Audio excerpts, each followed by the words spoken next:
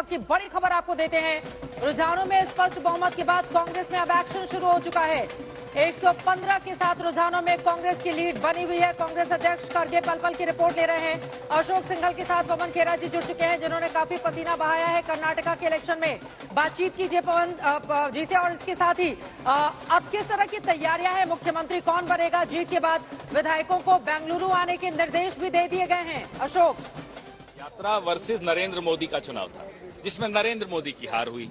बिल्कुल अंजना, मैं दोबारा से पवन जी से बात करता हूँ। पवन जी, काफी उत्साह का माहौल है यहाँ पर, और किन मुद्दों के आधार पर जनता ने वोट डाला? ये वही मुद्दे हैं जो भारत जोड़ो यात्रा के दौरान लोगों को सुनाई दे रहे थे, हमें सुनाई दे रहे थे। लोगों के जो मुद्दे थे, उन्हीं मुद्दों को हमने चुनाव के प्रचार में तब्दील किया, और उसका समर्थन हमें जो मिल रहा है वो आपके सामने है।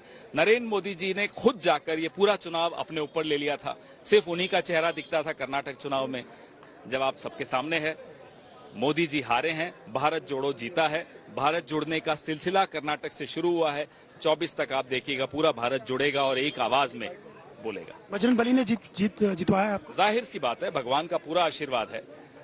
आप चुनाव में बजरंग दल के साथ तुलना अगर बजरंग बली की करेंगे तो जवाब सब जगह से आपको आ ही जाएगा। भारतीय जनता पार्टी को और नरेंद्र मोदी जी को जवाब मिल रहा है। लेकिन जहरीला सांप, नलायक बेटा, ये तमाम मुद्दे चुनाव में दिखाई दिए, लेकिन आप लोग कोशिश कर रहे थे लोकल इश्यूज पे, लेकिन उसके बावजूद ये मुद्दे बीच में रहे कांग्रेस की तरफ से। आलोचना एक होती है, आलोचना लोकतंत्र में का एक रीढ़ की हड्डी होती है।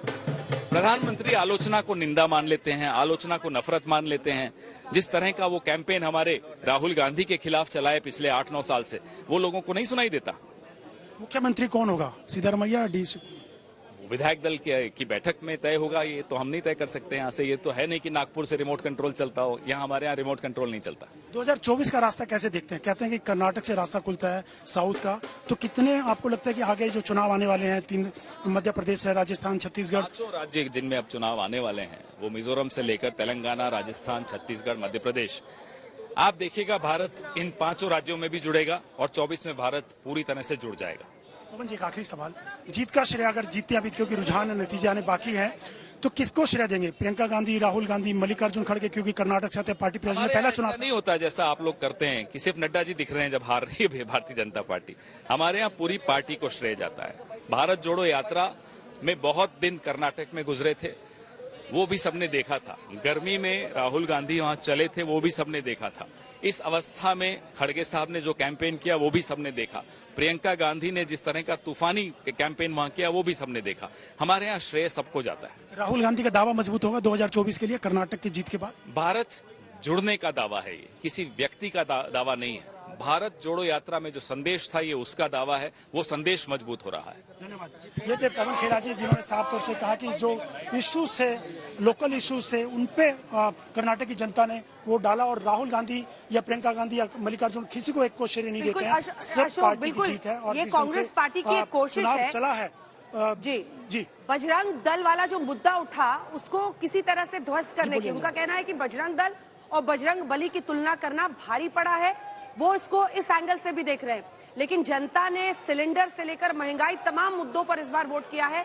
लेकिन डीके को लेकर और सिद्धारमैया को लेकर अभी भी तस्वीर साफ नहीं है। ये एक परेशानी है जो अब दरवाजे पर खड़ी है। राजस्थान में आप पहले से देख रहे हैं, कांग्रेस 2 बार खुली हुई है।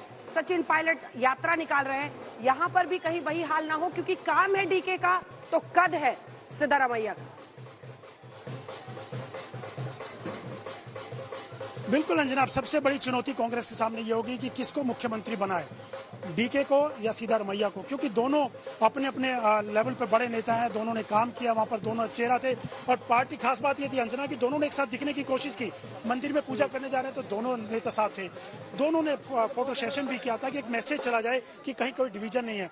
राजस्थान में जो स्थिति सामने है, सुलझा नहीं पा रही है कांग्रेस। सचिन पायलट और अशोक गहलोत के बीच चुनाव नजदीक है, उसके बाद भी सचिन अपने ढंग से निकल गए हैं सड़कों पर।